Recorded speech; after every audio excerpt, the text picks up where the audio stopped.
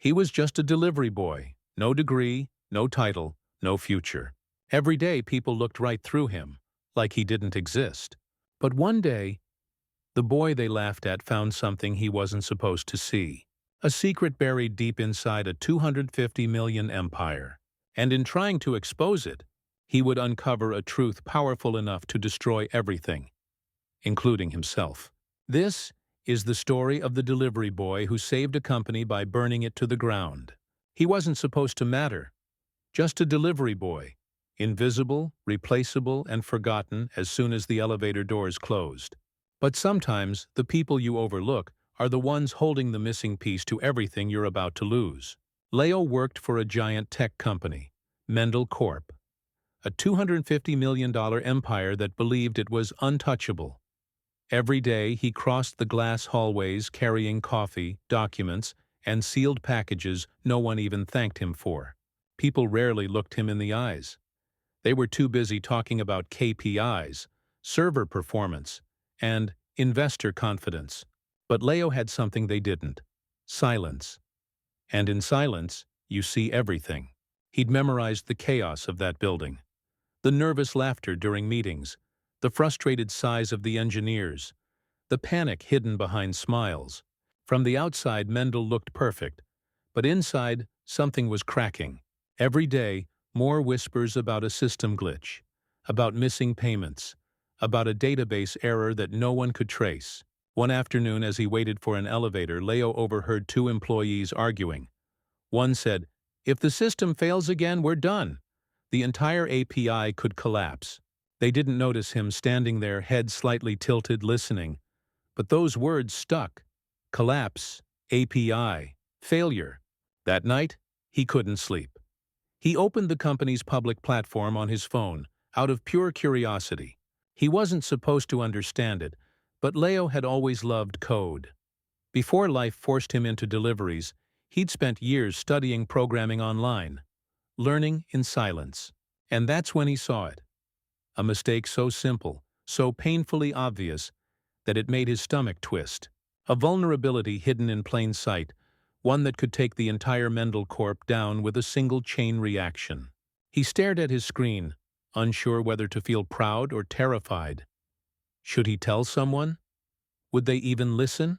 The next morning, Leo gathered his courage. He approached the head of IT after a delivery and explained what he'd seen, clearly, carefully, respectfully. He even suggested how to fix it. The man barely looked up from his screen. Then he smirked. "Wait," he said. "You're the delivery boy, right? Maybe stick to coffee runs. Leave the code to people who actually work here." The others laughed. Leo froze.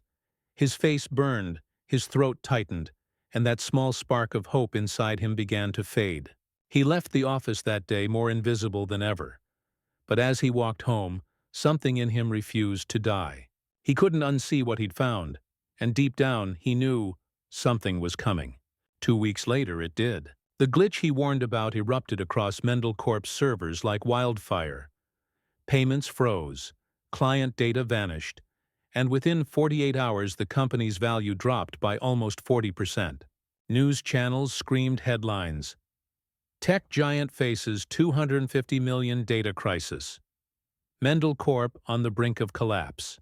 Inside the building, chaos ruled. People were being fired, departments shut down, investors panicking. The same people who once laughed at him were now running in circles, desperate for a solution.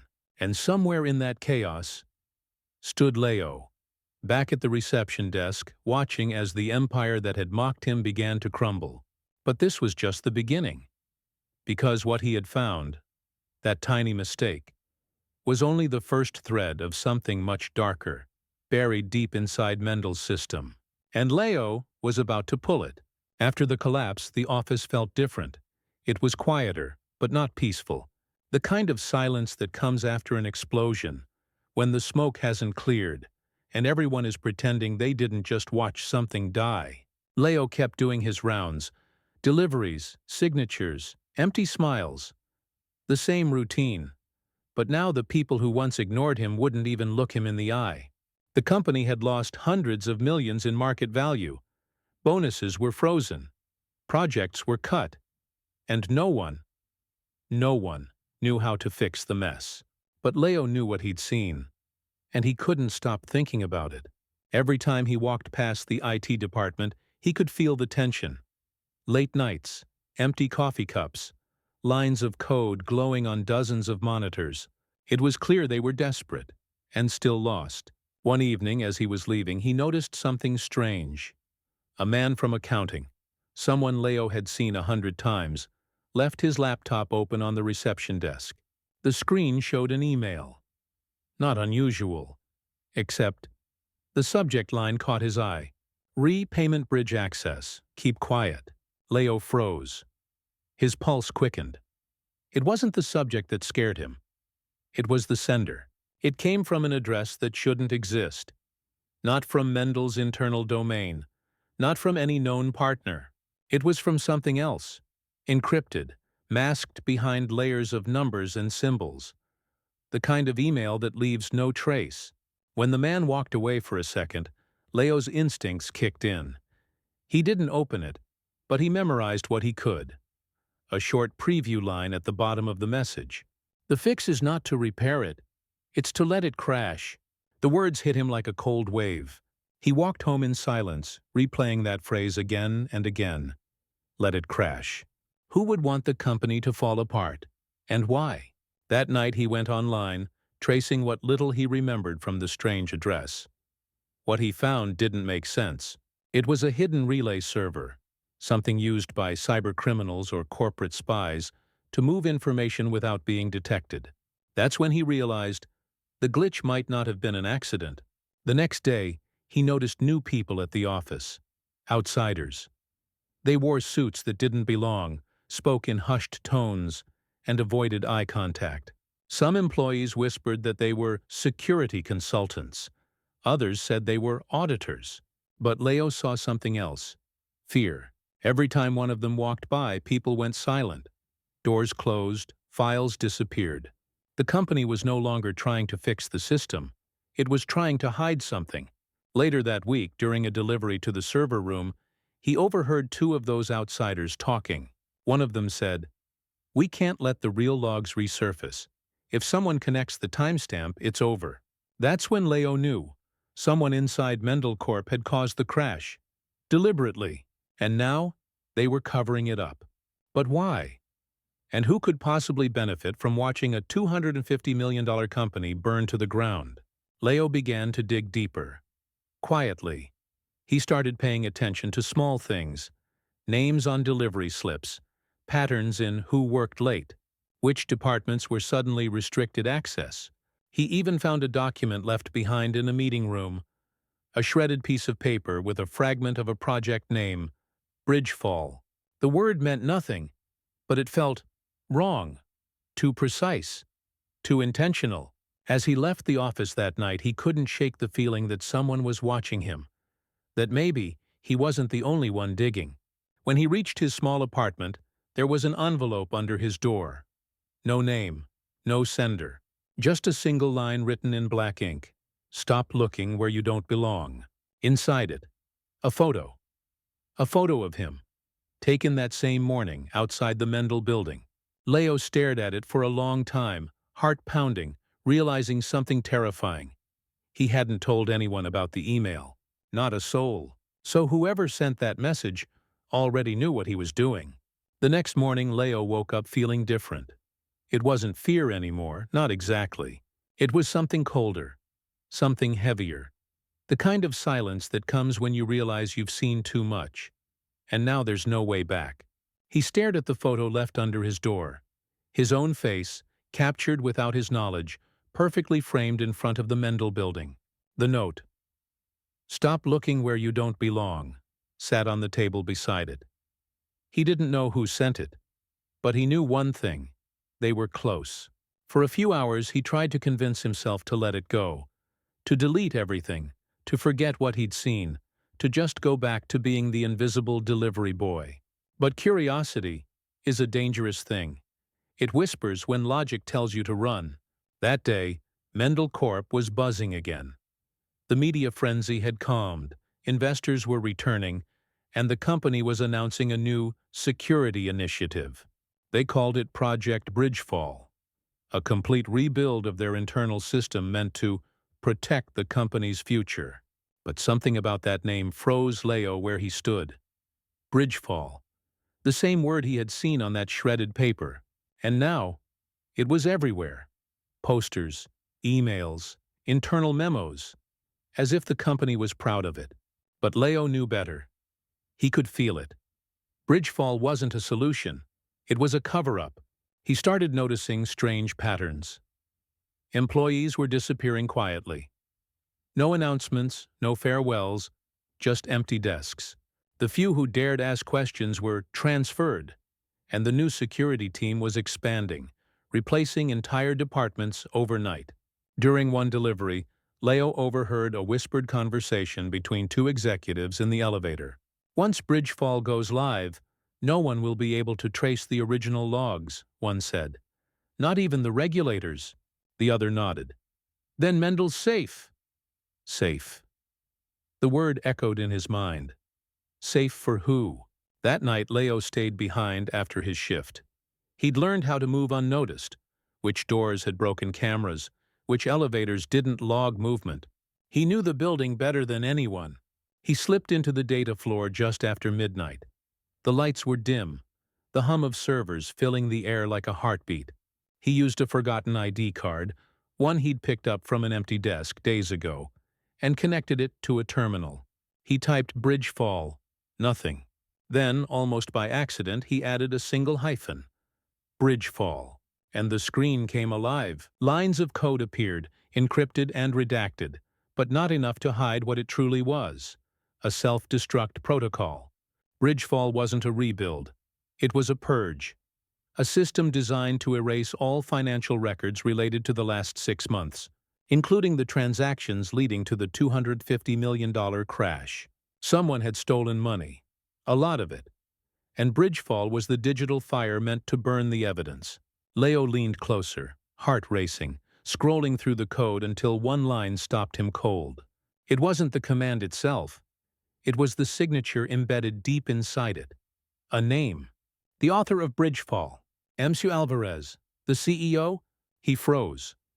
The realization hit like thunder. This wasn't an accident. Mendel Corp had sabotaged itself on purpose. The collapse, the panic, the crisis, all orchestrated. The $250 million loss was a lie. Money redirected, hidden, and erased through Bridgefall. Leo sat there trembling. He had the proof. But now, he was trapped inside a building owned by the very people he was about to expose. Suddenly, the terminal screen flickered. A message appeared. White text on black. Unauthorized access detected. Then another line. User Leo Martins. He hadn't typed his name. They were already watching. He yanked the USB drive from the port and ran. The alarms didn't go off. No sirens, no guards chasing him. But that was worse. Because it meant they didn't need to chase. They already knew exactly where he was. When he got home, there was a car parked across the street. Black windows, engine off. It stayed there all night. By dawn, it was gone. But in its place, he found another envelope on his door. Inside, one sentence. Bridgefall launches in 48 hours. And below it, another photo. This time of his mother. Leo hadn't slept in days.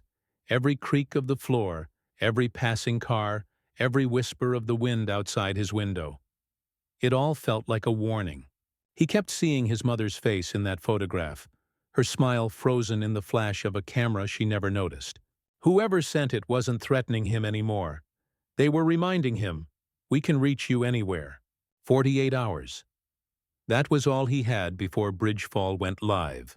Before the digital fire erased everything, the evidence, the money trail, and anyone who knew too much, including him. He tried to call his mother that morning. No answer, just silence, and then a click. The line disconnected. That was the moment he realized he wasn't safe anymore. Not her, not anyone. He packed a small bag, laptop, USB drive, charger, and a notebook filled with names, dates, and strange symbols he'd decoded from Mendel's servers. He didn't know who to trust. The police? The media? Both could be bought. But he had an idea. someone he remembered from his delivery routes, a journalist. Months earlier, Leo had delivered a package to the Global Ledger, a newspaper known for exposing corporate corruption. He'd met a woman there, Clara Nunez, investigative reporter, sharp, cold, and fearless. She'd smiled when she handed him her card, joking, "If you ever see something interesting, call me. I like trouble." Now trouble was all he had. He found the card in his drawer, edges bent and faded. He hesitated, then dialed. The phone rang once, twice. Then, "Clara Nunez." He didn't speak. For a second, he thought about hanging up. Then he said softly, "It's about Mendel Corp. You need to listen." They met that night in an underground cafe downtown, the kind of place where secrets traded faster than drinks. She recognized him instantly. "The delivery guy," she said, half smiling. "Didn't think you'd call." He told her everything. The bug, the crash, the Bridgefall protocol, the stolen money. At first she didn't believe him, until he showed her the USB. She plugged it into her laptop, and when the files opened, her expression changed completely. "This," she whispered, scrolling through the data. "This isn't just theft. It's digital laundering. Global scale. They're wiping evidence across international servers." Leo nodded. "Bridgefall activates tomorrow night." She looked at him, eyes hardening. "Then we publish tomorrow morning." But as they planned, Leo noticed something strange. A man sitting 2 tables away, pretending to read a newspaper. He'd seen him before, in the car outside his apartment. Leo leaned closer and whispered, "We're being watched." Clara didn't turn. She calmly closed her laptop, slid the USB into her pocket, and stood up. "Then let's give them something to watch." They left separately. Leo took the metro, changing trains 3 times before heading to a safe motel outside the city. He turned off his phone, blocked the camera on his laptop, and waited for Clara's message. At 3:42 a.m., his email pinged. One new message. Subject, "It's done." He opened it. Inside, a single link to the Global Ledger's upcoming morning edition. Exclusive. Inside Mendel Corp's $250 million cover-up. Relief hit him like air after drowning. But it didn't last. 2 minutes later, his room went dark. The power cut. Then, a knock. 3 slow, deliberate hits against the door. Leo froze. No sound from the hallway. No voices. Just the quiet hum of rain outside. He grabbed the USB backup, slipped it into his shoe, and reached for the window. The door burst open. 2 men in black suits stepped inside, flashlights slicing through the dark. One of them spoke softly. "You shouldn't have done that, Leo." He didn't answer. He jumped. 3 stories down, landing hard on gravel, pain shooting up his leg. He ran limping into the night, heart pounding, headlights flashing behind him. He didn't look back until he reached the empty streets near the bridge, the same one overlooking Mendel's corporate towers. The clock on his phone read 02:08 a.m. Less than 22 hours left until Bridgefall. Somewhere out there, Clara was risking her life to expose the truth, and Mendel Corp was getting ready to destroy it all. Leo stared at the skyline, the Mendel logo glowing like a silent threat in the dark. "They built an empire on lies," he muttered. "Now let's see if it survives the truth." But what he didn't know was that Mendel Corp was already 1 step ahead. Because as dawn broke, the website for the Global Ledger suddenly went offline. Every article, every file, every trace of the exposé, gone. And Clara Nunez was nowhere to be found. The city was still asleep when Leo reached the bridge. Fog covered everything. The water below, the streets, even the distant silhouette of Mendel's tower glowing like a lighthouse for ghosts. He stood there soaked in rain, clutching the small drive that now held everything left of the truth. Clara was gone. Her apartment, empty. Her phone, disconnected. And the Global Ledger, once the loudest voice of truth in the country, had been silenced overnight. Every file, every backup, erased as if it had never existed. Leo was alone. Again. He didn't know who to call. The police? They'd call Mendel before helping him. Journalists? Gone? The internet? Controlled? All he had was the USB. And the ticking clock. Less than 6 hours until Bridgefall activated. Somewhere in that skyscraper, a single command would burn years of digital history. Millions of files gone forever. Unless he stopped it. He limped through the city, the injury from his fall slowing him down. By the time he reached Mendel's headquarters, dawn was breaking. Employees were just arriving, unaware that their company was about to vanish from within. He walked through the lobby like a ghost. No one stopped him. No one looked twice. He'd always been invisible here. That was his curse. And now his advantage. The elevator doors closed around him. Floor 28. The server control room.